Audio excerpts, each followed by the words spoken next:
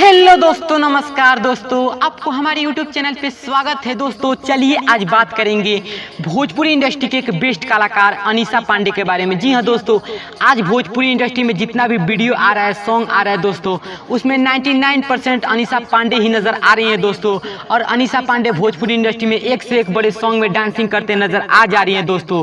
लेकिन दोस्तों बहुत सारे लोग मुझे कॉमेंट कर रहे हैं और पूछ रहे हैं कि गोलू भाई आप अनीसा पांडे के घर के बारे में और इनके माता पिता के बारे में बताइए दोस्तों कुछ, और ये भी बताइए कि ये कहाँ की रहने वाली है। तो दोस्तों आपके कहने पे मैं वीडियो लेके हाजिर हूँ दोस्तों, और इस वीडियो में मैं इनके बारे में पूरी टोटल बताने वाला हूँ दोस्तों, और इन पे विस्तार से चर्चा करने वाला हूँ दोस्तों। तो दोस्तों चलिए वीडियो को करते हैं स्टार्ट। बात करें अनीसा पांडे की तो दोस्तों बता दें कि अनीसा पांडे साल 2014 में भोजपुरी इंडस्ट्री में आई थी दोस्तों, और वो आदिशक्ति हेल्प म्यूजिक से ही गाती हैं दोस्तों।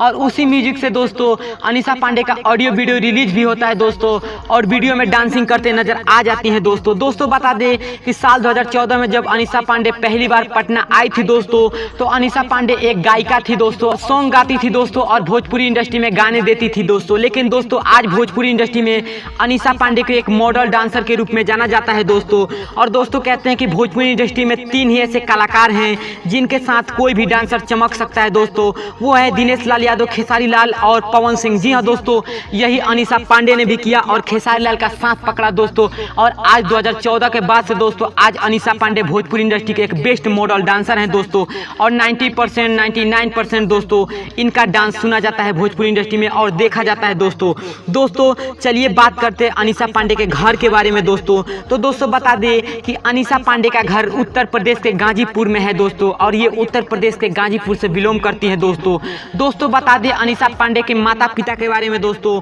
तो अनीसा पांडे के माता पिता जो कि पटना में जॉब करते हैं दोस्तों, और अनीसा पांडे 10th पास करने के बाद पटना आ गई दोस्तों, और पटना में अपने माता पिता के साथ रहते ही दोस्तों उन्होंने मॉडलिंग का काम करना शुरू किया दोस्तों, और भोजपुरी इंडस्ट्री के एल्बम में आने लगी दोस्तों। उसके बाद उन्होंने आदिशक्ति हेल्प का साथ पकड़ा म्यूजिक का, और उन्हीं के साथ रहते हुए वो दोस्तों खेसारी लाल यादव का साथ पकड़ लिया, और खेसारी लाल यादव के साथ आज भोजपुरी इंडस्ट्री में इस ऊंचाई पर पहुंच चुकी है। तो दोस्तों चलिए वीडियो में दिखा रहे हैं आपको अनीसा पांडे के माता पिता के बारे में दोस्तों। तो दोस्तों आप वीडियो पे देख सकते हो दोस्तों, यही है अनीसा पांडे भोजपुरी डांसर के माता पिता। तो दोस्तों अगर आप अनीसा पांडे का फैन हैं तो इस चैनल को सब्सक्राइब करिए और ज़्यादा से ज़्यादा वीडियो को शेयर करिए। जय हिंद, जय भोजपुरी समाज।